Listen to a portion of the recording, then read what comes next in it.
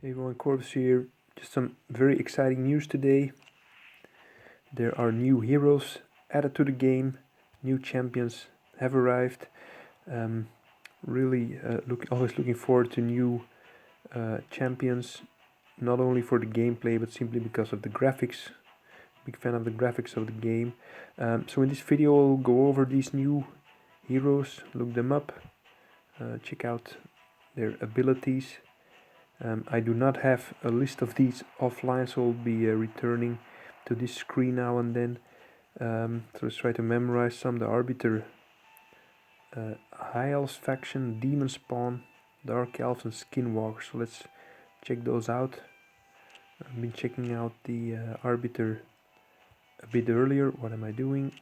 Just habit of pressing the battle button. We're going to the index, and then we're going to High Elves, and then we're going to check out the Arbiter, which is this one, which you might know. This model, this artwork is the one from I think it's the one you will be seeing in the tutorial. You've seen in the tutorial when you first play this game. So it's a legendary High Elves character. Let's go over the skills. So there's attack based skill, 1 enemy 2 attacks, 30% chance of placing a weaken debuff, always nice. Attacks all enemies 1 time, okay. Low cooldown as well, 4 turns, but there's no cooldown reduction here and when you level up the skill. But leveling up a skill on legendary is always very hard to do. So there's also a 75% chance of decreasing the duration of enemy buffs. Is this on her own or on the team? It's not really set there. I guess it's on the same character here. The Mentor of Heroes fills the turn meter of all allies by 30%. It places 50% increased attack buff on all allies for 2 turns. It's pretty good. Heals all allies also 50%, 25% on max HP if they have less than 50 HP. So this is a buff and a heal. Very good, and also increases the speed, fills up the turn meter, so very good. Destiny's Call, 7 turn cooldown, revives all dead allies to 35% HP, then fills the turn meters of all allies by 20%. Grants an extra turn. So this is basically the revive of the Gorgrab, I think. Yeah, Gorgrab character. We also can revive all enemies, but don't know about the percentage of HP, but anyway, this extra turn is always nice. Only a very high cooldown at 7 turns, and then there's a speed increase of 33%, so it's also something the Gorgrab has, but I don't think it's 33%, but anyway, cool character. Like I said, I have a horrible memory, so we'll need to go back here to the screen just briefly. Dregstar, Demon Spawn, Folly, Dark Elves, and Skinwalkers. So Demon Spawn, let's go there first.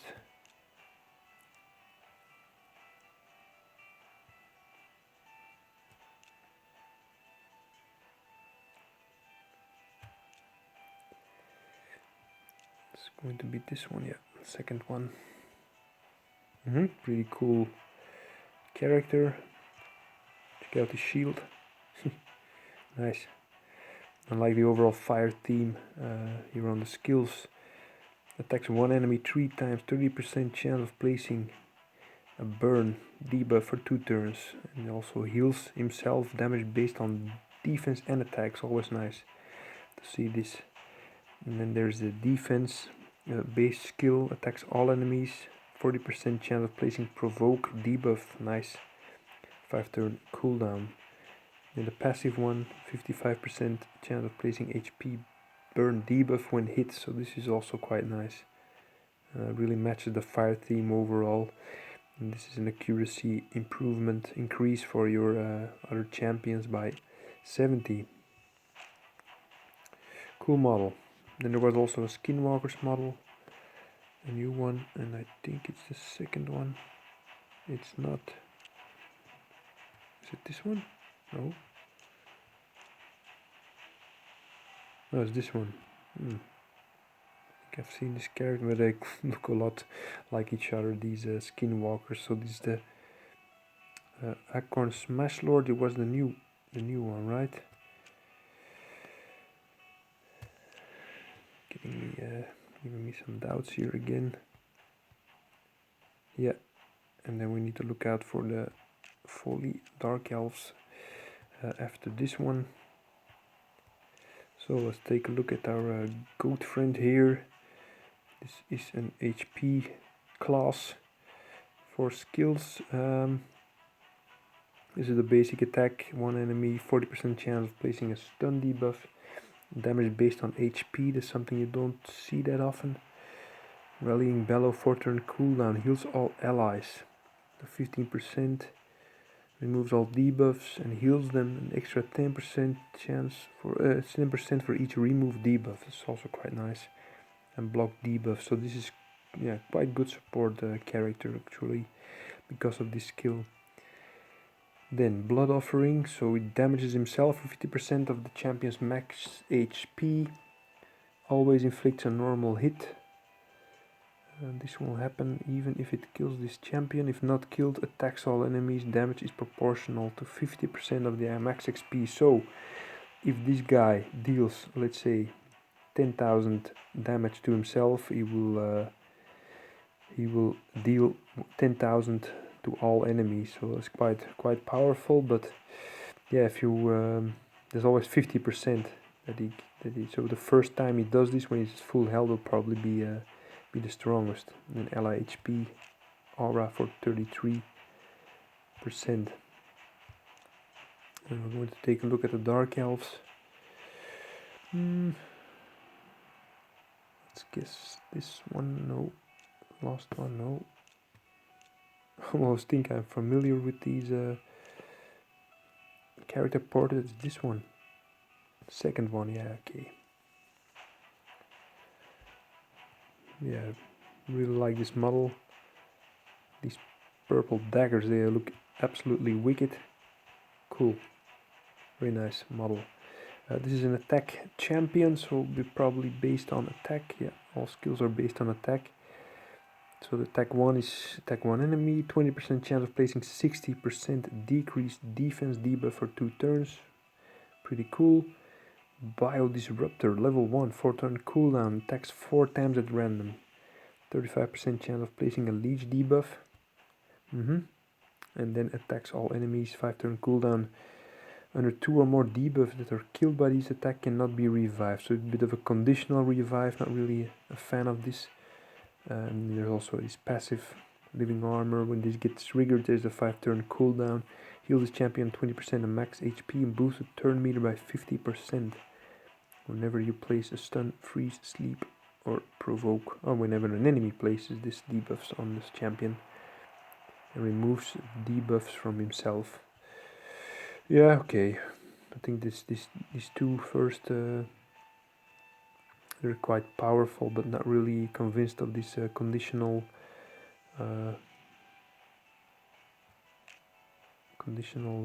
thing that where the other enemies cannot be revived. Let's take another look at some of the epic champions which are added here. 3 epics: Alika, Barbarian, an Ogrin Tribes, Cagebreaker, and Towering Titan. So two new Ogrin Tribe heroes here, champions here. Let's go to Alika first, Barbarians.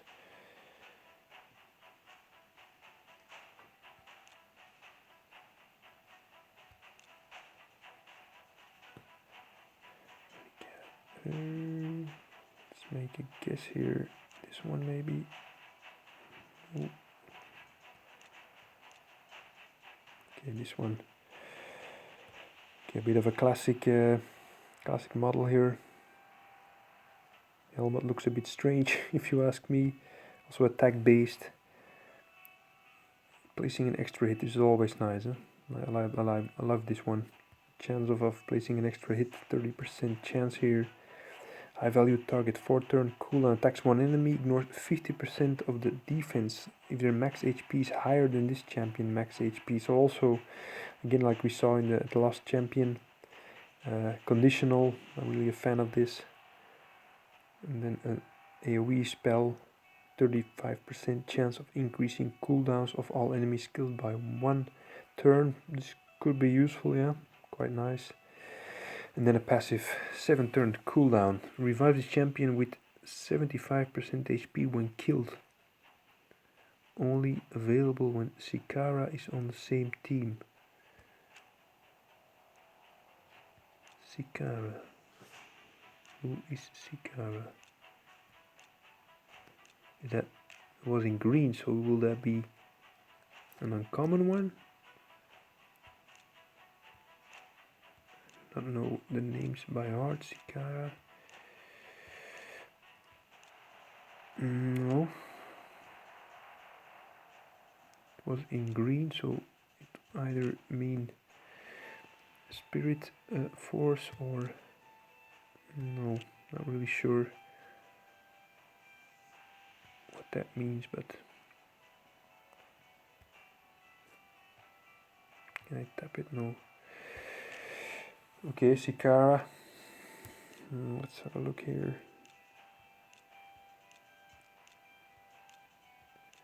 I think it should be strange that they put in a character from another faction, but yeah, if someone can tell me, would be nice. I'll check them all. Anyway, the Ogrin tribes had 2 new epics.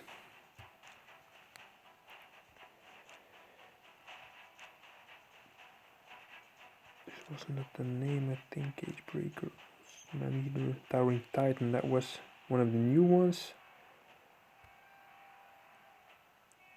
So this is an HP based character. Attacks one enemy, 40% chance of placing 60% decrease defense debuff for 2 turns. Quite useful, yeah.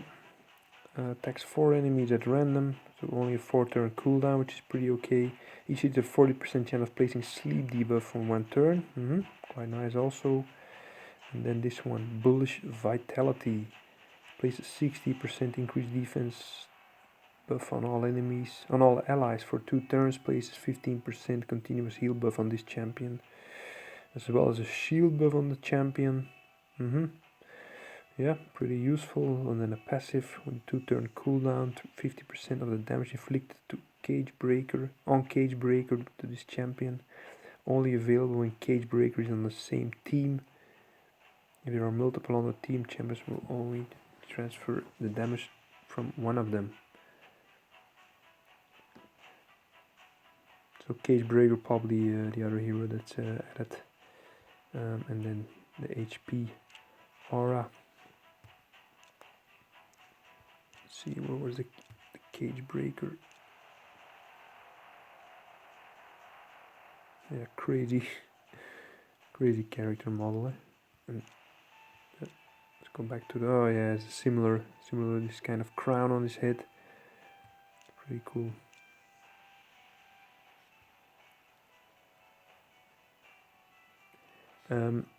As an attack type enemy champion attacks one enemy, 40% chance of placing 60% decrease defense debuff for 2 turns.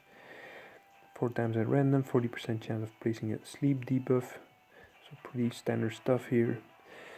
Burn Away attacks all enemies, decreases each target max HP by 50% of the damage inflicted, grants an extra turn. This attack kills an enemy. Very cool skill, this one, especially extra turn when an attack is made, when a kill is made. Pretty cool. Only the 5-turn cooldown is a bit hefty. And then the Spirit Ally attack. So only for Spirit champions. So let's go back to the list to check out the rare champions that were added.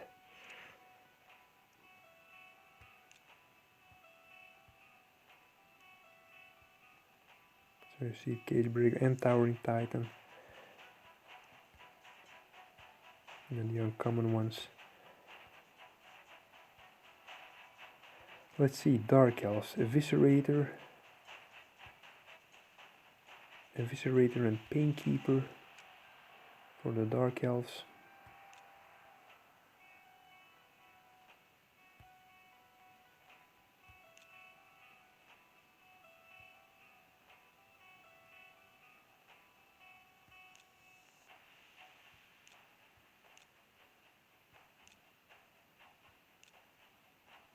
This one, pretty standard model. And then the Painkeeper, let's see the character portraits again. So the last two are added here. Eviscerator, let's go over the skills. This is an attack type champion. Attacks one enemy 2 times, 15% chance of inflicting a critical hit, 50% chance of placing 2.5 poison debuff for 2 turns if the attack is critical. So you probably want to go for a crit gear on this one. 50% chance of placing 30% decreased defense debuff for 2 turns. Pretty standard stuff here as well. Suppression. This is a passive. Attacks an enemy champion with the default skill whenever they are healed or receive a buff. Attacks one random enemy if multiple enemies are healed or receive a buff. So this is, yeah, this is quite good.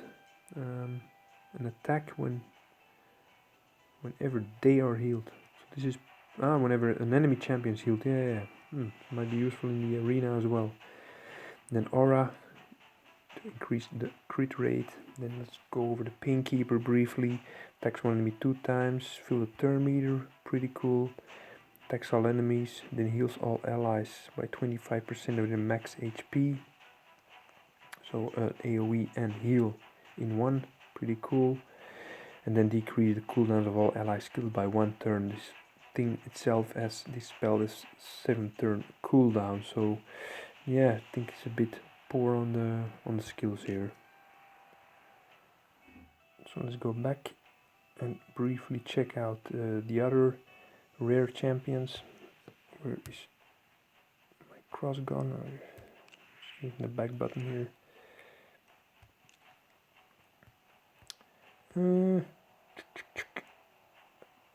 Looking at the Dark Elves Ogrin Tribe, Fortress Goon for the Ogrin Tribes, and then we're going to take a look at Malbranch and Tormentor of the Demon Spawn, and I'll leave those uncommon heroes up to you to discover. I'm going to cover them in the video. So let's go to the Demon Spawn first, Tormentor and Malbranch.